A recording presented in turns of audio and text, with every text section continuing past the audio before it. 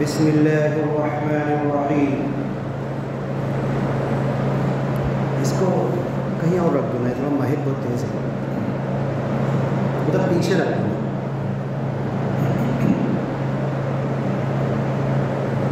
الحمدللہ نحمده ونستعینه ونؤمن به ونتوکل علیہ ونعوذ باللہ من شرور انفسنا ومن سيئات أعمالنا، من يهده الله فلا مضل له ومن يضلله فلا هادي له، ونشهد أن لا إله إلا الله وحده لا شريك له، ونشهد أن محمدا عبده ورسوله أرسله إلى كافة الناس بشيرا ونذيرا وداعيا إلى الله بإذنه وسراجا وقمرا منيرا، وصلى الله عليه وسلم تسليما كثيرا كثيرا. اما بعد، دینی بھائیوں، دنیا کے تمام انسانوں اللہ تبارک و تعالی اپنی عظیم کتاب کلام پاک میں ارشاد فرماتا ہے وَاجْتَنِبُوا كَثِيرًا مِنَ الظَّنِّ إِنَّ بَعْضَ الظَّنِّ إِثْمٌ وَلَا تَجَسَّسُوا وَلَا يَغْتَبْ بَعْضُكُمْ بَعْضًا أَيُحِبُّ أَحَدُكُمْ أَنْ يَأْكُلَ لَحْمَ أَخِيهِ مَيْتًا فَكَرِهْتُمُوهُ وَاتَّقُوا اللَّهَ. دینی بھائیوں، یہ ربیع الاول کا مہینہ جس میں مسلمانوں نے پوری دنیا میں محمد رسول اللہ صلی اللہ علیہ وسلم کی زندگی کی یاد تازہ کی.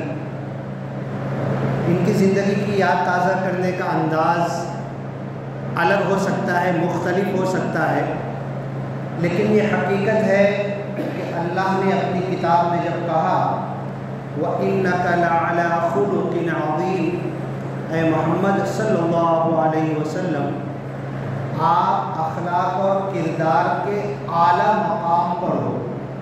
پوری انسانیت میں حضرت آدم سے لے کر آدم علیہ السلام سارے ابو الانس انسانوں کے باپ، ابو الانبیاء سارے انبیاء کے باپ، لیکن اللہ نے سارے انسانوں میں اخلاق اور کردار، انسانی فطرت، صالح ہونے کی گارنٹی کسی کی دیتا ہے سب سے آگے اور زیادہ. تو قرآن میں کلام پاک میں محمد صلی اللہ علیہ وسلم کے تعلق سے کہا کہ آپ اخلاق اور کردار کے انتہائی اعلیٰ مقام پر ہو. ایک کرسچن نے کتاب لکھی، Michael H Hart, most influential person in the world history.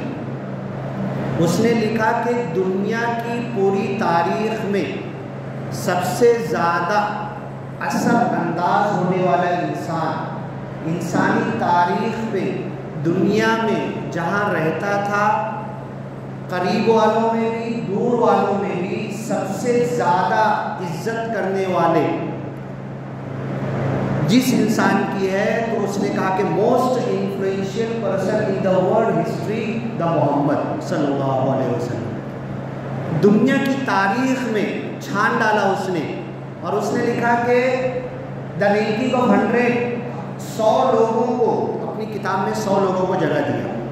100 کے بعد صرف لسٹ بنائی اس نے، تو مہاتما گاندھی کا نام 150 کے بعد آیا. تو لوگوں نے کہا کہ تو کرسچن ہے، حضرت عیسیٰ کا ماننے والا ہے، اور تو اپنی کنٹری میں رہتا ہے، تیرے کنٹری کے بڑے بڑے لوگ گزرے ہیں، تو نے کسی کا نمبر 1 2 3 کیوں نہیں دیا؟ حضرت عیسیٰ کا نمبر 1 کیوں نہیں دیا تو نے؟ حضرت عیسیٰ کو تیسرے نمبر پر اس نے لایا، محمد صلی اللہ علیہ وسلم کا پہلا نمبر دیا اس نے، تو نے یہ کیوں کیا؟ تو اس نے کہا کہ میں نے جو کتاب لکھی ہے میں نے ریسرچ اور تحقیق کی ہے، اور میں اپنی ریسرچ اور تحقیق کو جھوٹا نہیں بنانا چاہتا۔ اگر محمد صلی اللہ علیہ وسلم کو چھوڑ کے کسی اور کو پہلا نمبر میں دے دوں گا تو آنے والی دنیا کہے گی ان کی ریسرچ ادھوری ہے، یہ اپنی تحقیق میں آگے تک نہیں پہنچ سکے اور محمد صلی اللہ علیہ وسلم کی حقیقت یہ نہیں جانتے۔ تو غیر کیا اپنے کیا سب یہ اعتراف کرتے تھے۔ ہم جانتے ہیں کہ مکہ میں آپ کو صادق اور امین کہا جاتا تھا، سب سے اچھا انسان کہا جاتا تھا، دشمن اپنی امانتیں رکھ جاتے تھے، وطن سے نکلنے پر ہجرت پہ مجبور کیے، اس رات بھی ان کی امانتیں آپ کے پاس تھی، اپنے حضرت علی کو اپنے بستر پہ لٹایا اور کہا کہ یہ ان کو برابر امانت داری کے ساتھ واپس کر دینا، تو صادق اور امین کا لقب محمد صلی اللہ علیہ وسلم کو دیتے تھے۔ اب میں آپ کو ایک چیز بتاتا ہوں کہ دنیا میں لا الہ الا اللہ محمد الرسول اللہ یہ تبلیغ، تھوڑا آپ لوگ حاضر رہیں گے نا، چچا محمد صلی اللہ علیہ وسلم نے لا الہ الا اللہ کی تبلیغ کب سے شروع کی؟ کتنے سال کے ہوئے تھے؟ آپ لوگ ساتھ میں رہیں گے تو ذہن کہیں اور چلا جاتا ہے۔ محمد صلی اللہ علیہ وسلم جب کتنے سال کے ہوئے تو انہوں نے دنیا میں کہا لا الہ الا اللہ محمد الرسول اللہ؟ بولو ذرا، کوئی بھی بولو۔ ہاں دیکھو، یہ تو فنڈامنٹل بنیادی بات ہے، ہم کو سب کو پتہ ہونا چاہیے۔ 40 سال کے ہوئے تو آپ نے اعلان کیا، 40 سال سے پہلے آپ نے کبھی ایک خدا کا نام کہ خدا ایک ہے میں نبی ہوں کبھی کہا نہیں۔ اب یہ کہا لا الہ الا اللہ محمد الرسول اللہ، جیسے ہی یہ دعوت دینا تھی، جیسے یہ تبلیغ کرنا تھی، اور آپ کا انداز ہی بڑا نرالا تھا، پورے مکہ والے آپ کی تعریف کرتے تھے۔ آپ پہاڑ پہ چڑھ گئے اور مکہ والوں کا انداز یہ تھا، کوئی سچی خبر دینا ہوتی تھی تو اپنے گھوڑے کے کان کاٹتا، ناک کاٹتا، اور اس کے بعد پہاڑ پہ جا کے چڑھ جاتا، کپڑے اتار کے پھینک دیتا۔ اب وہ آدمی جو بولے گا نا کبھی جھوٹ نہیں بولے گا، سچ بولے گا۔ تو اللہ کے رسول صلی اللہ علیہ وسلم نہ گھوڑے کا کان کاٹے، نہ ناک کاٹے، نہ کپڑا اتار کے پھینکے، لیکن پہاڑ پہ جا کر کھڑے ہو کر کہے انا النذیر العریان، اے دنیا والو، جیسے ننگا ڈرانے والے کی بات تم صحیح سمجھتے ہو، میں بالکل اسی ڈرانے والے کی طرح ہوں، میری بات سچ ہے، تم مانو گے، یقین مانو گے۔ سارے مکہ والے جمع ہو گئے۔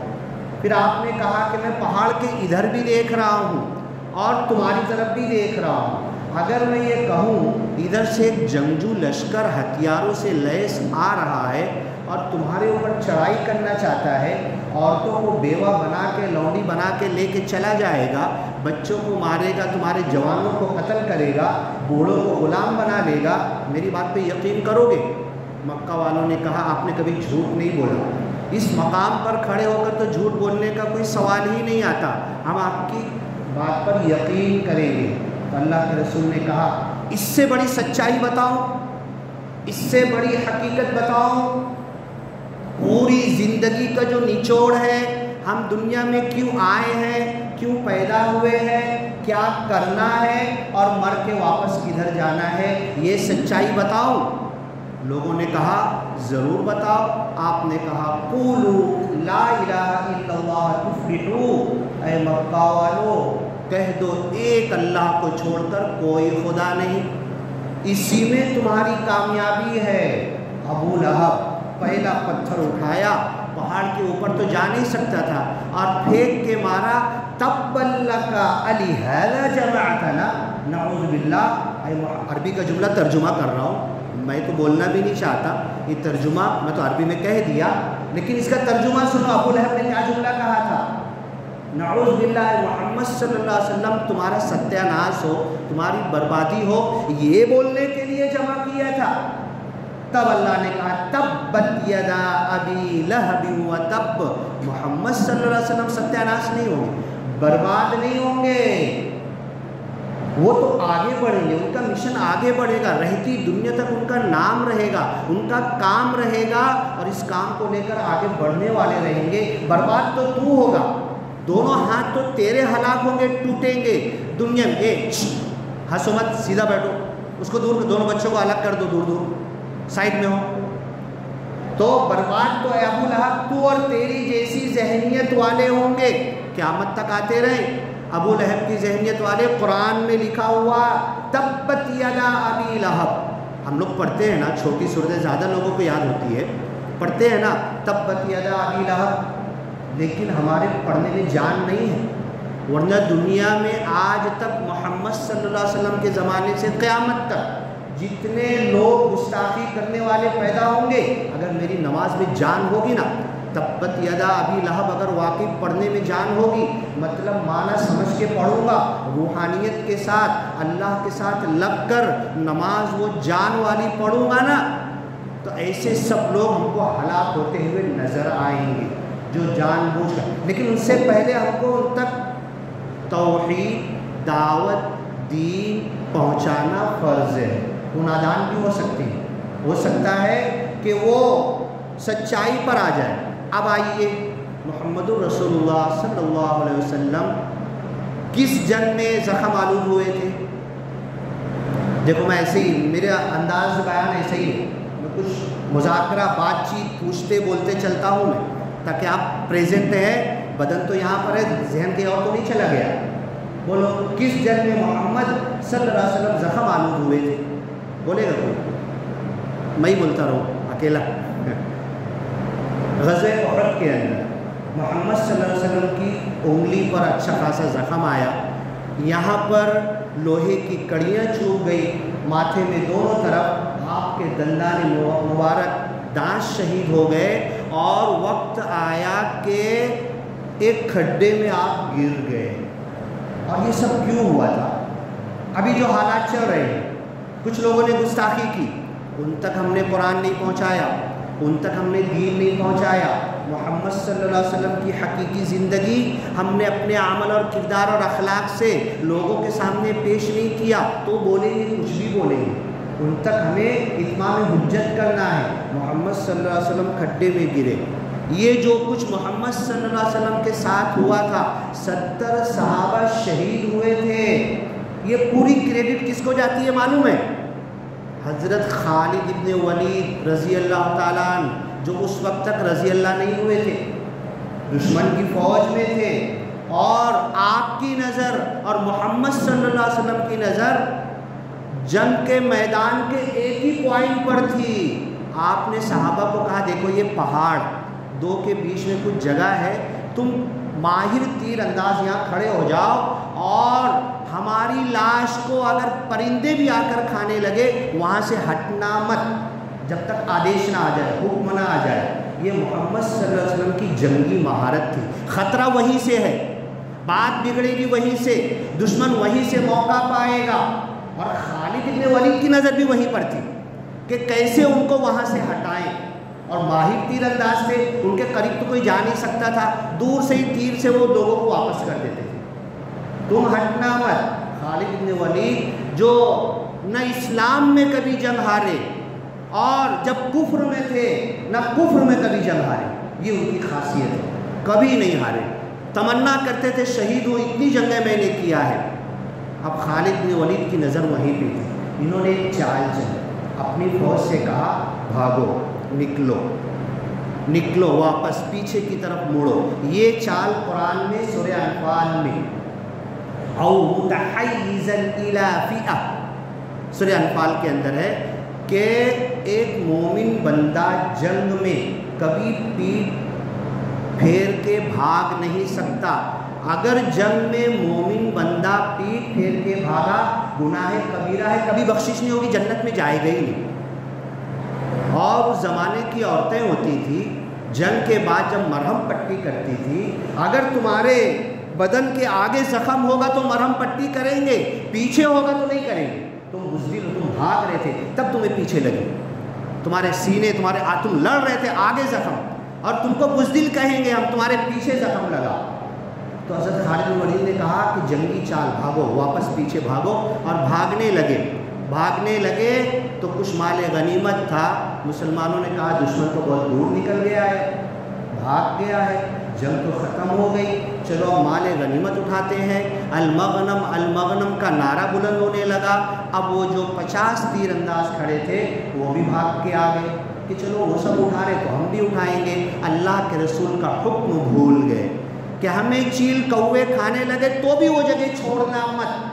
خالد بن ولید کی یہی چال تھی کہ ان کو کیسے ان کے ذہن کو ہٹائے۔ وہ 50 تیر انداز وہاں سے ہٹے اور اسی دروازے سے گھس گئے، اور آدھے کو بولا تم واپس ادھر سے آؤ، ہم آدھے ادھر سے آتے ہیں۔ اب مسلمانوں کو دونوں طرف سے گھیر لیتے ہیں، اور جب گھیرے یہ اسی وقت ہوا تھا آپ کھڈے میں گرے، دلال مبارک شہید ہوئے، انگلی پر بڑا زخم آیا، کڑیاں چبھ گئی۔ پھر اللہ کے رسول صلی اللہ علیہ وسلم کی سیرت کا سب سے بڑا پیغام، سیرت کا سب سے اہم پیغام، سیرت کا آپ کی زندگی کا سب سے بڑا جملہ اس وقت جو آپ کی زبان سے ادا ہوا، کئی صحابہ کی مدد سے آپ کو کھڈے سے باہر نکالا گیا، مرہم پٹی کی گئی، پانی دیا گیا، آپ کو دلاسا دیا گیا، آپ کی سانس میں سانس آئی تو آپ کی زبان سے ایک جملہ ادا ہوا۔ وہ نبی جو پتھر کھاتے تھے، جوتے خون میں بھر جاتے تھے، لیکن مسکراہٹ سے جواب دیتے تھے، آپ کے چہرے کی مسکراہٹ نہیں جاتی تھی۔ آج اس نبی کے جسم میں، آج اس نبی کے ساتھ کیا ہوا؟ آپ کی زبان سے ایک جملہ ادا ہوتا ہے، کیف یفلح قوم شجوا نبیہم۔ اب بتاؤ یہ دشمن قوم کیسے جنتی ہو سکتی ہے، کیسے جہنم سے نجات پا سکتی ہے، اسے فلاح کیسے مل سکتی ہے جس نے اپنے نبی کو خون آلود کر دیا اور کھڈے میں گرا دیا۔ اب بتاؤ یہ جملہ ادا ہونا تھا۔ ساری صحیح حدیث کے ذخیرے اٹھا کر دیکھ لو، اللہ نے قرآن کی آیت نازل کی، بڑی سخت انداز میں نازل کی، اے محمد صلی اللہ علیہ وسلم یہ بولنا آپ کو زیبا نہیں دیتا، یہ جملہ آپ کی زبان سے اچھا نہیں لگتا، لیس لک من الامر شیء۔ اے محمد صلی اللہ علیہ وسلم ان کی ہدایت، ان کی نجات، ان کو جہنم میں ڈالنا، ان کو جنت میں ڈالنا، ان کو فلاح دینا یہ تمہارا کام نہیں ہے۔ لیس لک من الامر شیء، اس معاملے میں جو تم کہہ رہے ہو کچھ بھی تمہارے ہاتھ میں نہیں، تمہارے ہاتھ میں صرف ایک کام ہے، کھول کے بیان کر دینا، پہنچا دینا، داڑھی میں ہاتھ لگا کے بھیا دادا کر کے ایک اللہ تک لانا، کمر پکڑ کے جہنم سے بچا لینا، یہ تمہارا کام ہے۔ یہ بولنا اے نبی تمہارا کام نہیں ہے کہ اب یہ کیسے جنت میں جائیں گے، کیسے فلاح پائیں گے۔ جہنمی ہونے کا فتویٰ دینا ہمارا کام نہیں ہے، جہنم سے بچانے کا کام ہمارا۔ ہمارے کلمہ پڑھنے والے بھائی ہوں، کلمہ نہیں پڑھنے والے بھائی اللہ کے بندے ہوں، سب کو جہنم سے بچانا اور جہنمی ڈکلیئر کرنا ہمارا کام نہیں، نہ نبی کا کام۔ لیس لک من الامر شیء او یتوب علیہم، سنو اے نبی، ہو سکتا ہے انہی دشمنوں کو اللہ توبہ کی توفیق دے دے، او یعذبہم، ہو سکتا ہے اللہ جیتے جی دنیا میں عذاب دے، آخرت میں بھی عذاب دے۔ پوری تکلیف اللہ کے رسول صلی اللہ علیہ وسلم کو غزوہ احد میں جو پہنچی تھی، ایک خالد بن ولید کی چالاکی تھی، جنگی چال تھی، ان کی وجہ سے پہنچی تھی، اور اللہ کے جملے قرآن کے ان کو توبہ کی توفیق ہوئی، اسلام میں داخل ہوئے اور فتوحات کا وہ سلسلہ شروع کیے کہ لوگوں نے اتنی قسطوں میں جلدوں میں ناولیں لکھی ہیں ان کے اوپر، ان کی زندگی پر کرسچن اور بڑے بڑے رائٹر پوری ریسرچ کر رہے ہیں کہ کیا فن تھا ان کے اندر۔ ایک جنگ حضرت خالد بن ولید نے، ٹائم کم پڑتا ہے، ایسے جیتی تھی، لاکھوں کے لشکر کے آگے چند ہزار تھے یہ، اور کہا کہ مقابلہ کرنا ہے، چلنا ہے، لڑنا ہے اور انشاءاللہ فتح پانا ہے۔ لوگوں نے کہا کہ تمہاری باتیں ہماری سمجھ میں نہیں آتی خالد بن ولید، آج تو تم بھی مرے ہم کو بھی مارے، چلو لیکن چلنا ہے تو چلنا ہے، امیر کا کہنا ہے، گئے، میں جو بولوں گا وہی کرنا۔ سامنے والی لشکر کے آگے جو ہمارے گھوڑا دوڑانے والے ہیں، زگ زیگ ایسے گھوڑا دوڑانا اور خوب ریت اڑانا، خوب بالو ہے، اتنا اڑانا دوڑا کے کہ دھواں آپ کو نظر نہ آئے، اور اس دھوئے میں سے ایک دو جانا دشمن کو مار کے واپس آ جانا۔ کیسی جنگ کی چال تھی۔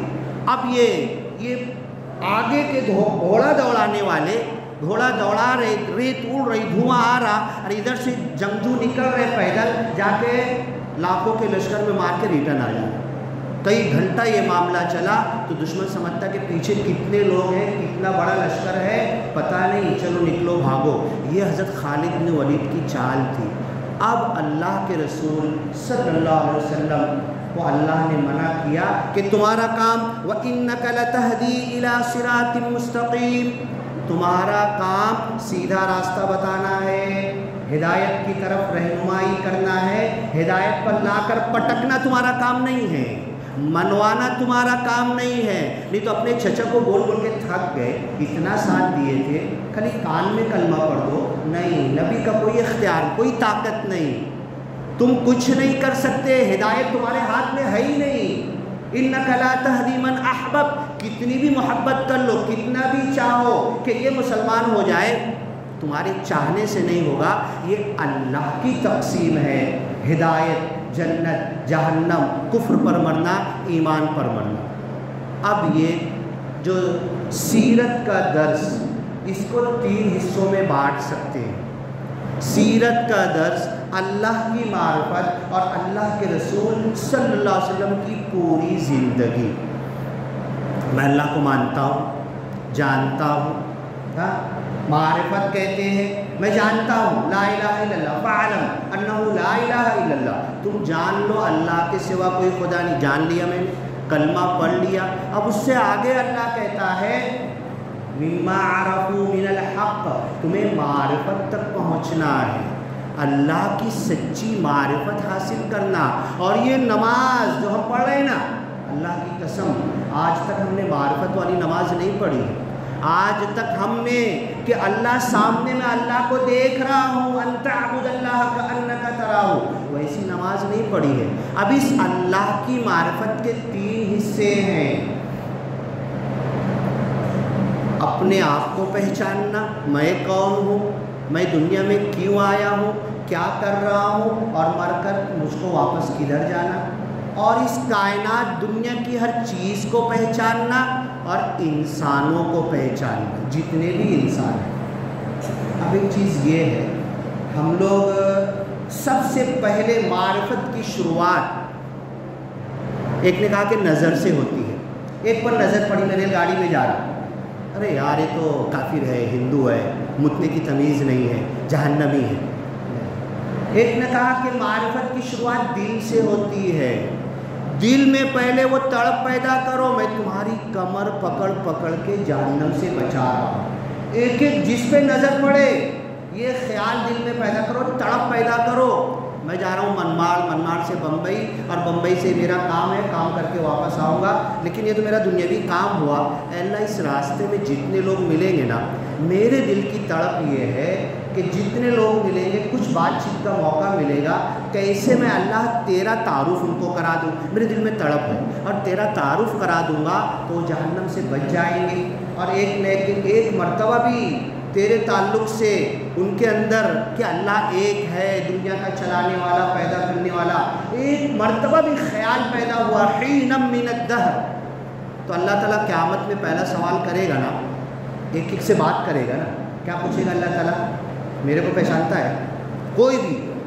امیت شاہ آیا، مودی آیا، یہ آیا، وہ آیا، ابھی جس نے گستاخی کی وہ بھی آئے گا، ایک ایک، میرے کو پہچانتا ہے تو اگر ہم نے تڑپ ہوگی اور ایک اللہ کا تعارف کرایا ہوگا تو بندہ کیا بولے گا معلوم ہے؟ ہاں میں منماڑ جا رہا تھا نا، تو ایک ٹوپی والا ملا تھا، ایک داڑھی والا ملا تھا، اور ایک مسلم بندہ مجھ کو ملا تھا، کچھ دیر بات ہوئی تھی، جتنی دیر تک اس نے بات کیا تھا نا تو مجھ کو ایسا لگ رہا تھا کہ اے اللہ تمہارے بارے میں بتا رہا تھا۔ اس کے بعد نہ وہ ملا نہ میں ملا، بس اس سے زیادہ کچھ جانتا ہی نہیں میں اللہ تعالیٰ۔ دیکھو اللہ ان رحمت اللہ قریب من المحسنین، اللہ سبقت رحمتی غضبی، میری رحمت میرے غصے سے آگے ہے، میری رحمت پوری دنیا کو ڈھانپ سکتی ہے۔ تو اللہ کہے گا اچھا ایسا ہوا تھا، بیٹھ، بولے ادھر بیٹھ۔ سارے لوگوں کا حساب کتاب چالو ہے۔ اس بندے نے صرف اتنا کہا کہ ایک مرتبہ ایک بندہ مجھ کو بتا رہا تھا، اور جتنی دیر تک بتایا میں بہت غور سے سن رہا تھا، اور مجھ کو لگا اللہ تمہارے بارے میں بتا رہا تھا وہ، اور تمہارا کچھ تو میرے ذہن میں شکل صورت تو نہیں، کچھ تصور آیا تھا میرے ذہن میں۔ تو اللہ بولے گا بیٹھ، اور سب کا حساب چالو۔ اچانک وہ بندہ آئے گا، اللہ بولے گا دیکھ یہی تھا کیا تیرے کو بتایا تھا؟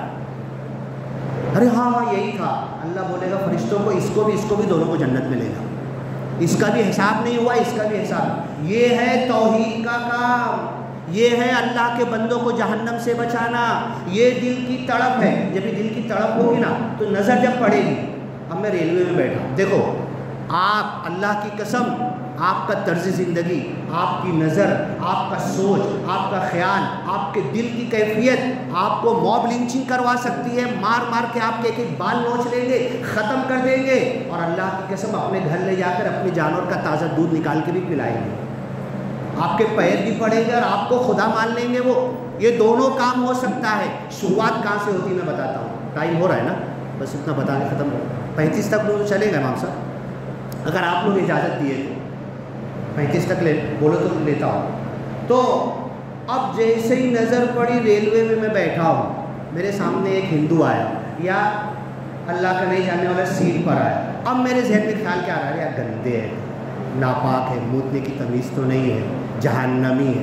جیسے ہی میرے دل میں خیال آئے گا نا، میری نظر، میرے ذہن، مائنڈ سے وائبریشن نکلیں گے، اور جو وہ جس کے تعلق سے میں سوچ رہا ہوں نا، وہ پھر اٹھ کے جائے گا ادھر، بولے گا یار وہ نا میں وہاں بیٹھا تھا لیکن میں وہاں نہیں بیٹھوں گا، وہ بہت کھڑوس دکھ رہا ہے میرے کو، میں نے کچھ بولا نہیں، کچھ بات نہیں کیا، منہ نہیں کھولا، کچھ بولا نہیں، میرے سوچ، میرے خیال اس کے تعلق سے غلط سوچ آئی تو بیچارہ بتک گیا، چلا گیا۔ اور اگر میں یہ سوچوں کہ اللہ میں اس سے کیا بات شروع کروں، کیا جملہ بول دوں کہ اللہ تیری طرف آ جائیے، یہ میری طرف کہاں سے بات شروع کروں، کیا پوچھوں، تم کہاں جا رہے، اور کیسے اللہ تیری طرف لاؤ، اللہ بس میرے سجھا دے، مجھ کو بتا دے یہ تڑپ۔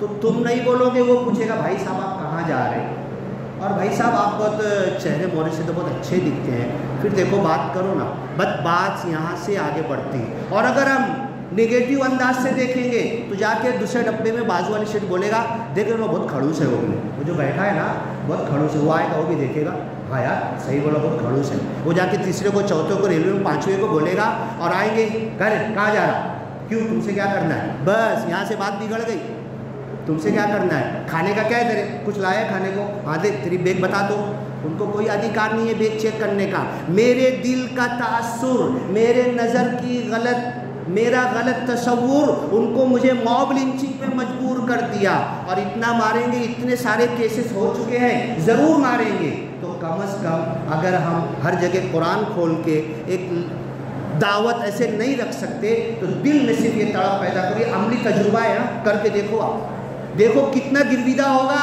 سفر میں اترنے سے پہلے تمہارا پیر پڑے گا۔ وہ جنہوں نے پتھروں کو خدا مان لیا ہے تو اچھے اخلاق، وَإِنَّكَ لَعَلَىٰ خُلُقٍ عَظِيمٍ، جو میں نے بورڈ پر آیت لکھی ہے، یہی اخلاق پیش کرنا ہے، یہی زندگی بتانا۔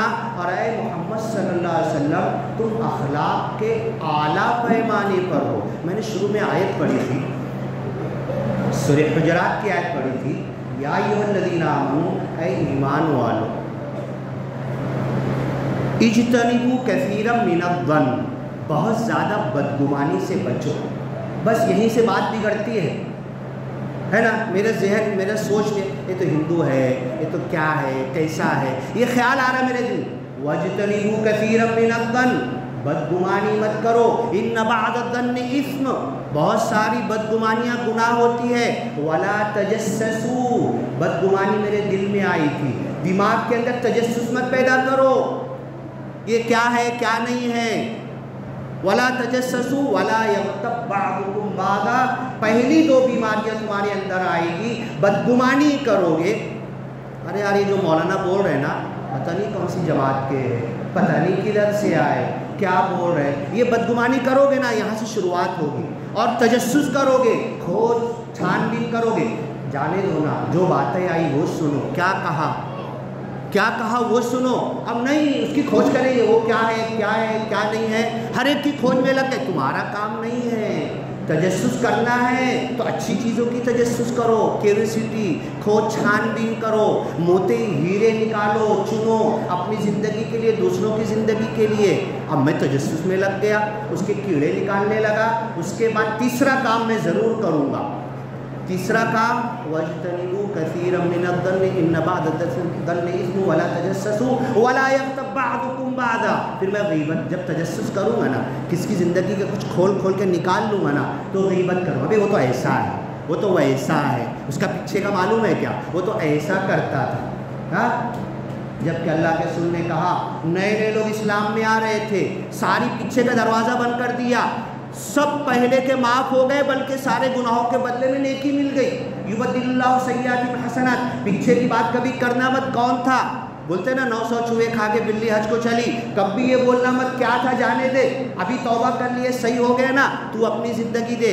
اور اگر میں نے بدگمانی کی، تجسس کیا، اس کی زندگی کا ورق پلٹا کے دیکھا، تو تیسرا گناہ کروں گا، غیبت کروں گا، اس کا مرڈر کر دوں گا، جیتے جی مرڈر کر دوں گا. مر جائے گا تو جیتے جی اس کا گوشت مرنے کے بعد کاٹوں گا، پکاؤں گا بھی نہیں، کچا کھا لوں گا. یہ ہے غیبت. اتنا بڑا گناہ، اشد من الزنا.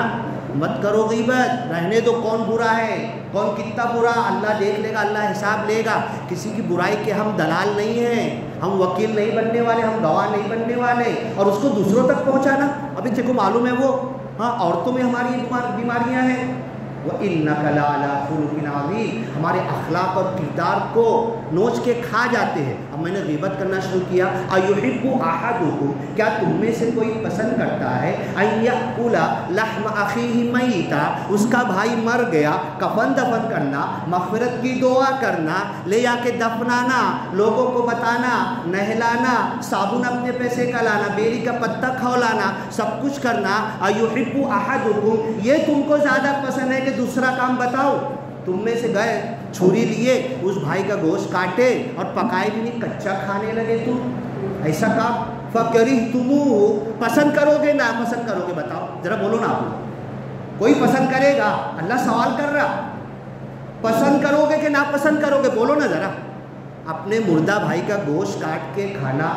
ہاں، کرونا کے وقت ناندیڑ کی ایک لیڈیز نے مجھ کو فون کیا، بولے کچھ اچھی باتیں بولنا ہے، کچھ تو بولنے کا بتاؤ. بولو ماں جی، برادران وطن میں سے تھی، ماں جی تم جلسے میں جا کر یہ بولو چائنا والے یہ کھا رہے وہ کھا رہے، تو کیا کیا ان کے ساتھ ہوا. اگر میں انسان کا گوشت کھاؤں گا تو کیا ہوگا؟ تو بولے سلمان بھائی تم انسان کے گوشت کی بات کیا کر رہے؟ بولو ہاں، قرآن میں کہا گیا نندا نفرت کرنا، اپنے بھائی کی غیبت کرنا، اپنے بہن کو برے نام سے یاد کرنا، اپنے بھائی کو برے الفاظ سے یاد کرنا، جو عیب اس کے اندر ہے وہ بیان کرنا، اس کا گوشت کھانے کے برابر گناہ ہے. میں نے انسان کا گوشت کھایا تو میں چائنا والوں کے آگے کیا لگتا؟ مجھے کرونا ہوگا کہ کیا ہوگا؟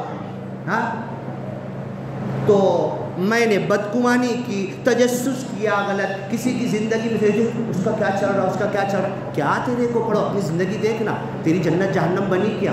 اس کے بعد میں نے غیبت کیا، بھائی کا گوشت کھا لیا، مرڈر کر دیا، قتل کر دیا، اور اس پہ بعد بھی چھوڑا نہیں اس کو، اس کا گوشت کاٹ کے کھانے لگا. کیا یہ سیرت ہمیں سکھاتی ہے؟ وَإِنَّكَ لَعَلَىٰ خُلُقٍ عَظِيمٍ. تم اخلاق کے اعلیٰ مقام پر ہو. محمد صلی اللہ علیہ وسلم، بتاؤ محمد صلی اللہ علیہ وسلم اور ان سے میرا کیا تعلق بچا؟ ان کی زندگی میری زندگی کا کوئی کنیکشن بچا ہے؟ ان کی زندگی، ان کا جینا، ان کا لوگوں کے ساتھ پیش آنا، اور میرا بس اللہ تعالیٰ ہمیں سمجھ دے، عقل دے. اور سیرت تو ایسا ٹاپک ہے کہ روز گھنٹوں بولتے رہے، ختم نہیں ہوگا. بس اللہ ہماری زندگی سنوار دے، لوگوں کے ساتھ بدگمانی نہ کرے، ہم تجسس نہ کرے، کسی کی زندگی کھنگال کے نہ دیکھے، غیبت نہ کرے. یہ 3 برائیوں سے اگر بچ گئے تو میری جنت تو پکی ہو جائے گی، اور انشاءاللہ دنیا والوں کو ہم جنت کی طرف کھینچیں گے. بارک اللہ لنا ولکم فی القرآن المجید ونفعنا وإیاکم بالآیات والذکر الحکیم. انہ تعالی جواد کریم ملک بر رؤوف رحیم ورب الحمید.